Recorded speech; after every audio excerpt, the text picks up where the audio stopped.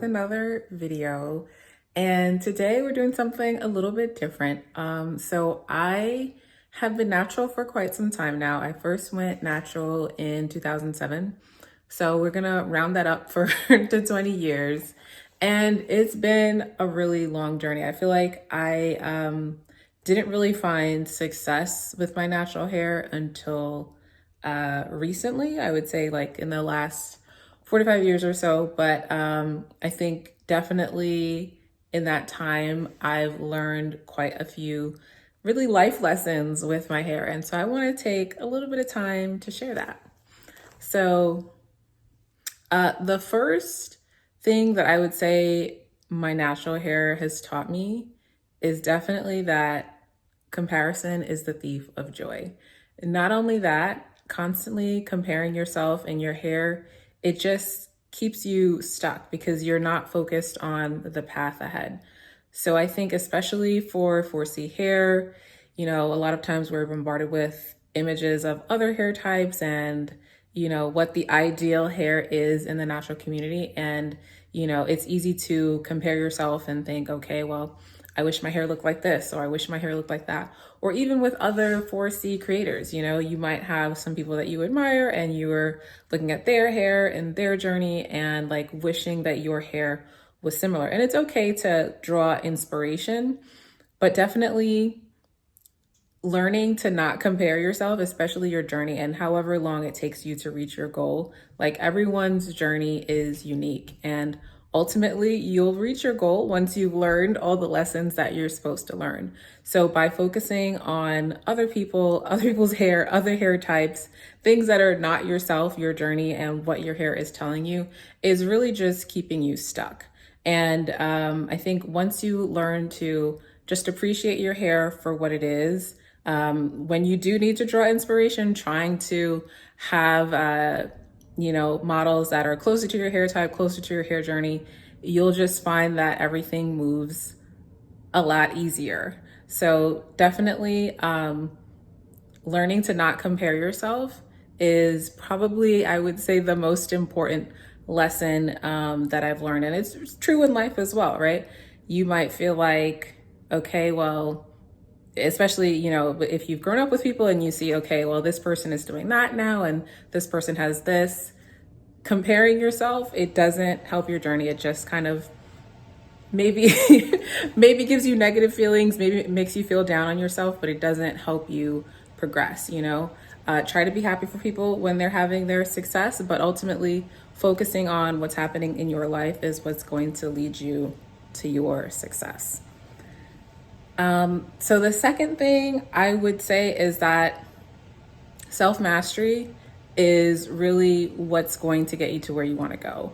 And so in terms of hair, it's about like learning to master your own hair and learning what your hair needs. Like the people that you see on YouTube or wherever else in real life, they've learned their hair. They know what their hair needs. They know what works for their hair. And if you haven't reached your goal, it just means you haven't learned your hair yet. Now, it's a little bit of a journey. Like some people, maybe their parents actually figured that out for them. Maybe their parents are really good with their hair and they kind of taught them what they need to know and they've never had to think about it.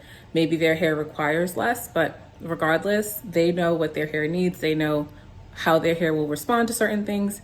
And that's why they've been able to progress. So I think once you learn to master your own hair, that's when your hair unlocks and it becomes everything that you want it to be.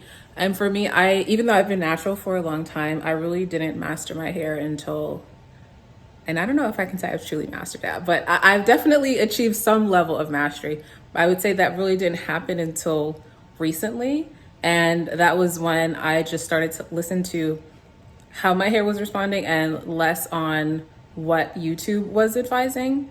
Now, obviously YouTube is broad, like there's a lot of people giving a lot of advice, but like the general advice just was not working for me at all. And I kept following it because that's what everyone said we should do, But once I started to pay attention to my hair and what was actually giving me results, my hair really started to flourish.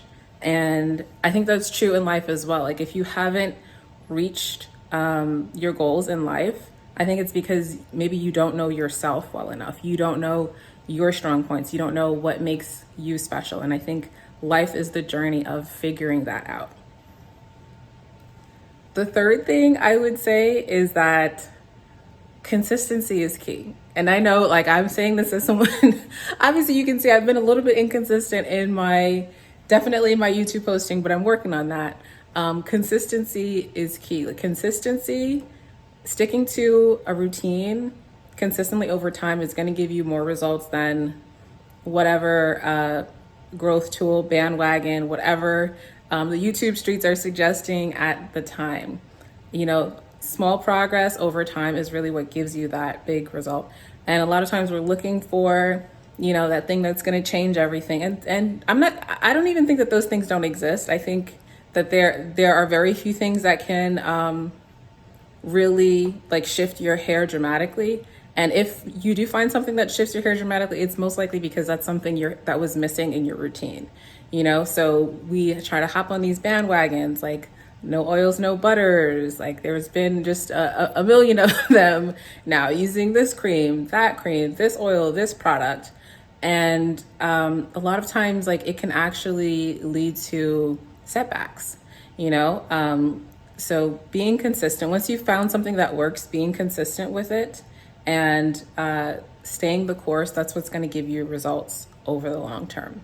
And like, consistency, it's not the sexy thing, but is the thing that works. It's the thing that works. So definitely being consistent with your routine is what's going to move you forward. Fourth thing I would say is learning to trust yourself. So listening to yourself over whatever some guru is telling you on the internet, that's going to be key, because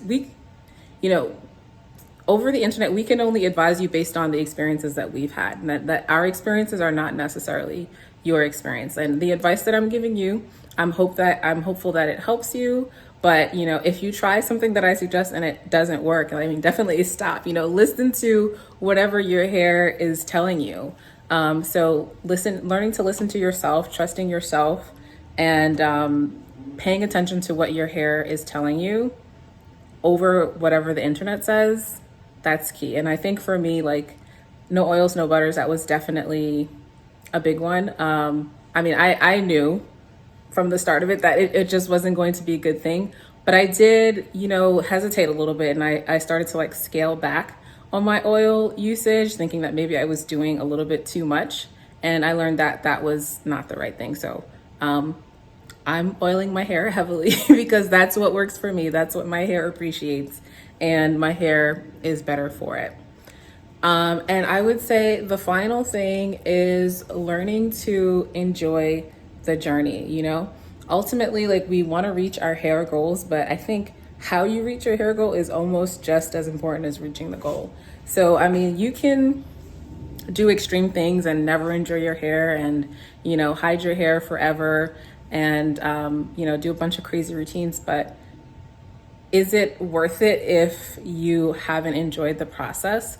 For me, I think it's important for me that, you know, I look good throughout the process, or at least I feel that I look good throughout the process, and that I'm enjoying my hair. So whatever process that I go through, I want to make sure that I feel like the styling, the look of it works for me and my hair, and I feel confident about myself.